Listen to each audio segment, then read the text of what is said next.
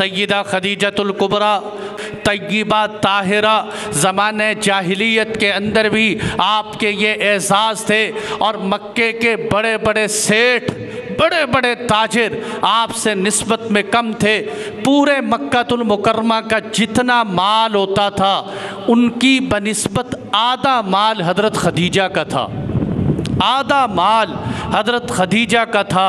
ये बातें सामने होनी चाहिए कि पता चले कि वो सय्यदा खदीजतुल कुबरा जो पूरे मक्के का मुकाबला करती थी माल के एतबार से, फिर वो वक़्त भी आया कि मेरे नबी के घर में फाके बर्दाश्त करती रहीं। लोग कह देते हैं ना, और जी सहाबा सीटें लेने के लिए चले गए तो माज़अल्लाह वहाँ सीटें नहीं मिलती थी, वो कोई पाकिस्तान की सीटें नहीं थी कि यहाँ जाते ही माल दौलत आना शुरू हो जाता है। वहाँ जाता था, अपना लुट जाता था, अपना सभी कुछ चला जाता था, वहाँ कुर्बानियाँ देने के लिए आना पड़ता था।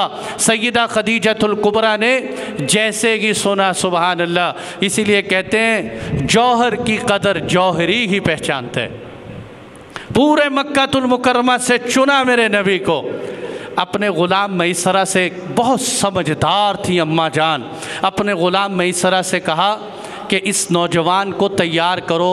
उस वक़्त मेरे नबी की उम्र 25 साल थी। तैयार करो कि हम सामान माल तिजारत का दे के आपको भेजेंगे। मैसरा से कहा कि जाते हुए इन पे नज़र रखना ये क्या करते हैं। आप सल्लल्लाहु अलैहि वसल्लम को माल दिया और फरमाया कि मैं तुम्हें 2 गुना मुआवजा दूंगी। आप चले मक्का से मदीना, मदीना से मुल्क शाम बसरा पहुंच गए। वहां जाके जब आप ठहरे, एक दरख्त के साए के नीचे ठहर गए। सामने से एक राहिब निकला जिसका नाम नस्तूरा था। नस्तूरा राहिब निकल के अपने घर से बाहर आया और दरख्त के पास खड़े होकर गौर से मेरे नबी के चेहरे को देखने लगे।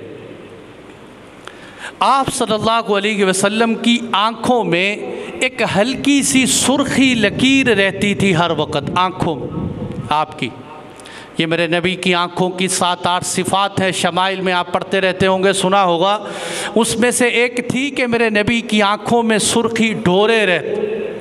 वो देख के कहने लगा, मैसरा ये बताओ कि ये जो सुर्खी डोरे इनकी आँखों में क्या है। मैसरा कहने लगे ये तो हर वक़्त इनकी आँखों में रहते हैं। कहने लगा हाँ हाँ, यही निशानी मैंने साबिक़ा कुतुब में पढ़ी थी।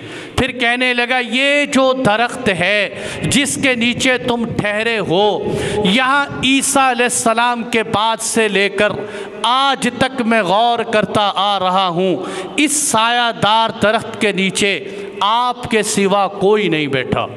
ये निशानी बताती है हुआ हुआ वहुवा नबीयुन वहुवा आखिरुल अंबिया। यही है, यही है, यही है आखिरी नबी। यही नस्तूरा ने आपको देख के फ़ौरन पहचान। अब जा रहे हैं तिजारत करने के लिए। सुनो ताजिरो, तिजारत कैसे होती है। मेरे नबी की तिजारत की ज़िंदगी सुना रहा हूँ। आपने जो फरमाया कि सच्चा ताजिर क़यामत के दिन अल्लाह के अर्श के साए के नीचे होगा, जिस दिन कोई साया ना होगा। मेरे महबूब ने तिजारत करके भी उम्मत को दिखाई।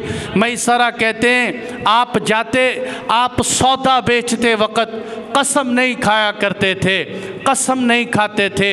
एक आदमी ने कहा मैं आपसे माल तब लूँगा अगर आप लात और उज़्ज़ा की कसम खाएं।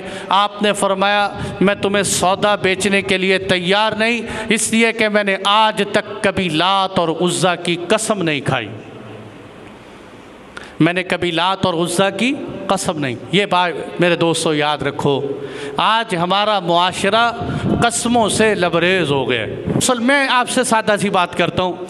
एक आदमी मुसलमान है, वो इस्लाम को कबूल करते, वो अपने आप को कहते हैं मैं मोमिन हूँ, वो अपनी निस्बत रसूलुल्लाह के साथ जोड़ते, फिर भी वो झूठ बोलते हैं, तो क्या कुरान पे हाथ रख के सच बोले? भाई कुरान कसमें उठाने के लिए है कि जिसका जब जी करे कुरान की कसम, कुरान की कसम। सुने मेरे नबी का फरमान, من حلف بغیر اللہ فقد اشرک، آپ نے فرمایا جس نے اللہ کے سوا کسی اور کی قسم کھائی اس نے شرک کیا۔ یہ میرے نبی کی صحیح حدیث ہے۔ ماں باپ کی قسم یہ گناہ ہے، کعبہ کی قسم گناہ ہے، قرآن کی قسم گناہ ہے، کسی بھی چیز کی قسم اللہ کے سوا کھانا گناہ ہے۔ اللہ کے نبی اس کو شرک کہہ رہے ہیں۔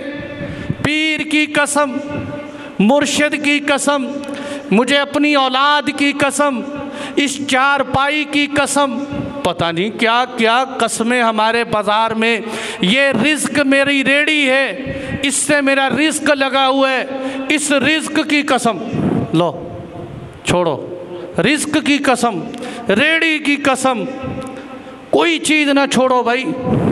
آپ صلی اللہ علیہ وسلم نے فرمایا، میں ہلکے لفظ بول رہا ہوں، علماء کہتے ہیں کہ شرک مشرک تو نہیں ہوتا، گویا کہ اس نے شرک جیسا ایک گناہ کر دیا، خطرناک کام کیا، لیکن میرے نبی نے تو سیدھا سیدھا فرمایا من حلف بغیر اللہ فقد اشرک، جس نے اللہ کے سوا کسی اور کی قسم کھائی اس نے شرک کی۔ عرب جو قسم کھاتے ہیں نا کعبہ کی، وہ ایسے نہیں کھاتے کعبہ کی قسم، وہ کہتے ہیں وَرَبِّ الْكَعْبَةِ، رب کعبہ کی قسم۔ رب قرآن کی قسم کھا سکتے ہیں، کوئی حرج نہیں، لیکن اکیلے قرآن کی قسم، ماں باپ کی قسم، اولاد کی قسم، رزق کی قسم، یہ سب گناہ ہیں، ناجائز ہیں، ان سے توبہ کی ضرورت۔ آپ صلی اللہ علیہ وسلم نے واضح لفظوں میں فرمایا، آپ نے فرمایا میں غیر اللہ کی قسم نہیں کھاتا۔ اب کوئی یہ نہ کہہ دے کہ اللہ کے نبی نے تو بتوں کی قسم کھانے سے کہا۔ یہ جو حدیث آپ کی سنا رہا ہوں اس میں اللہ کے نبی نے بتوں کی بات نہیں کی، اللہ کے سوا کسی بھی چیز کی قسم کھائے۔ تو یہ آپ صلی اللہ علیہ وسلم کی لمبی تجارت کا سفر ہے۔ تاجر حضرات سے کہوں گا کہ پڑھا کرے میرے نبی کی یہ جو تجارت کی زندگی ہے، چونکہ جمعے کا وقت کم ہوتا ہے، بات سمیٹنی ہوتی ہے، تو بہرحال میسرہ کہتے ہیں میں نے اس سفر میں دیکھا کہ جب میرے نبی کسی درخت کے پاس بیٹھتے، درخت میرے نبی کی طرف جھک جاتے، جب میرے محبوب دھوپ میں چلتے بادل میرے نبی پہ سایہ کر دیتے۔ میں نے یہ دیکھا، میں یہ نظارے دیکھ دیکھ کے گھوم پھر رہا تھا، حیران ہو رہا تھا۔ جب یہ تجارتی قافلہ واپس آیا، سیدہ خدیجۃ الکبریٰ نے آپ نے گھر کے دالان پہ چھت پہ چڑھ کے دیکھا قافلے کا نظارہ کہ دھوپ میں قافلہ آ رہا ہے، لیکن ایک بادل سایہ کیے ہوئے اللہ کے محبوب پہ تشریف لا رہے ہیں۔ یہیں سے علماء نے استدلال کیا ہے کہ فرشتے دیکھنے کے لیے نبی ہونا شرط نہیں ہے، فرشتے انبیاء کے ما سوا کو بھی نظر آتے ہیں، جیسے بی بی مریم کو نظر آئے، اور بھی قرآن میں اس کی کئی مثالیں ہیں۔ سیدہ خدیجۃ الکبریٰ نے سامنے آتا دیکھا اور دیکھ کے حیران ہو گئیں۔ میسرہ سے پوچھا، میسرہ نے بھی بتایا کہ میں نے تو عجیب و غریب ان کے معجزات اور یہ چیزیں دیکھیں۔ وہیں سے اماں جان کے دل میں محبت بڑھ گئی۔ آپ نے نکاح کا پیغام بھیج، نکاح کا پیغام آیا۔ میرے نبی کی عمر مبارک 25 سال تھی، اس وقت نکاح کا پیغام آیا، اور سیدہ خدیجۃ الکبریٰ آپ کی پہلے 2 شادیاں ہو چکی تھی۔ یہ توجہ سے سننا ہے، آج لوگ پتہ کیا کہتے ہیں، مولوی صاحب آپ دوسری شادی پہ بھی بیان کیا کریں، دوسری شادی کے فضائل عوام کو بتائیں، عوام یہ چیزیں بھی تو سیکھیں نا کہ چڑھتی جوانی میں وہ حسن کے جس پہ ساری عرب کی عورتیں قربان کی جا سکتی تھی، محمد مصطفیٰ جیسا حسن ہو، 2 شادیاں پہلے ہو چکی ہو، عمر کا فرق کتنا، میرے نبی کی عمر 25 سال، سیدہ خدیجۃ الکبریٰ کی عمر 40 سال۔ کوئی کر کے دکھائے نہ شادی اور کہے میں نے نبی کی سنت زندہ کر دی۔ اس طرح نہیں کہ اپنی خواہش پوری کرنے کو کہو شریعت نے حکم دے دیے، شریعت نے حکم دیے ہیں، بہت سارے حکم دیے ہیں۔ شریعت نے یہ بھی کہا ہے فَإِنْ خِفْتُمْ، یہاں یہ فَانْكِحُوا مَا طَابَ لَكُم مِّنَ النِّسَاءِ مَثْنَىٰ، ایک میں کہا کرتا ہوں نا، ہر بندے کو اپنے حصے اور مفاد کی آیت اور حدیث یاد ہوتی ہے۔ آپ بسوں میں چڑھ جائیں، شہد بیچنے والا ریفرنس اور حوالے کے ساتھ آپ کو شہد کے فضائل سنائے گا۔ پھکی بیچنے والے نے اگر اس کے اندر کوئی نہ کوئی چیز ڈالی ہوئی جو سنت سے ہے اس کے فضائل سنائے، حجامے والے فضائل سنا رہے ہیں، مزدور کہہ رہے پسینہ خشک ہونے سے پہلے مزدوری دے دو، مالک اپنے فضائل سنا رہے۔ اسی طرح ایک بندہ مجھے کہنے لگا مولوی صاحب مجھے قرآن کی ایک آیت یاد ہے، میں حوالہ دے سکتا ہوں؟ میں نے کہا دو۔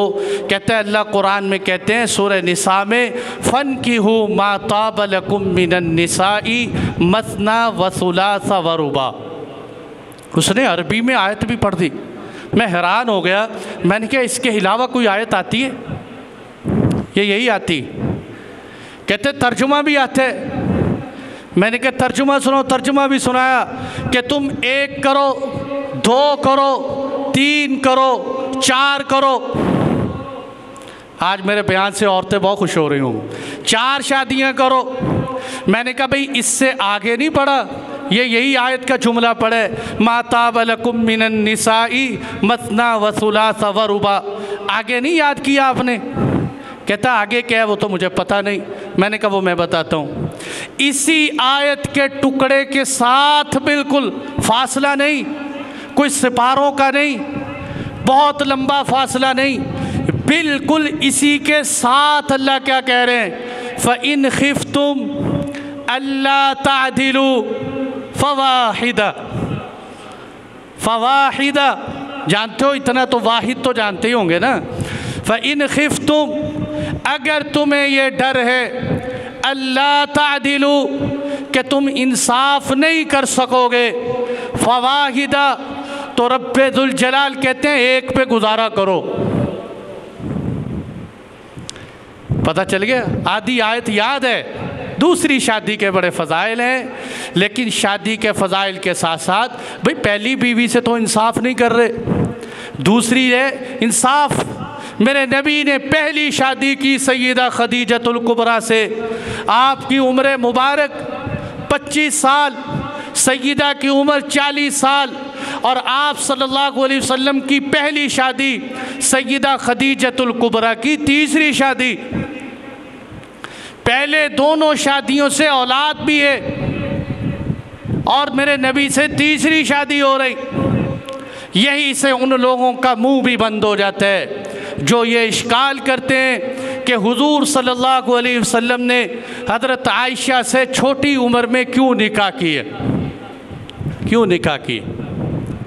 اور یہ بھی آپ کو بتا دوں، لو اماں عائشہ کا نام یاد آیا تو ایک اور بات یاد آ گئی، آپ کو یہ بھی بتاتا چلوں میرے نبی کی 11 شادیاں ہوئی، 11 بیویاں، 11 میں سے صرف اور صرف ایک اماں عائشہ رضی اللہ عنہا تھی کہ جن کی پہلے شادی نہیں ہوئی تھی، باقی سب بیویوں کی پہلے شادیاں ہو چکی تھی۔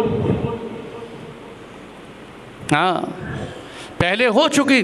آج ہمارے معاشرے میں کتنی بیوائیں، کتنی بیچاری ایسی اپنی زندگی گزار رہی، کوئی نکاح کا پیغام نہیں دیتا، اگر کوئی پیغام دے دے تو گھر والے اس کو لان تان کر کے برا بھلا کہہ کے پیچھے کر دیتے ہیں۔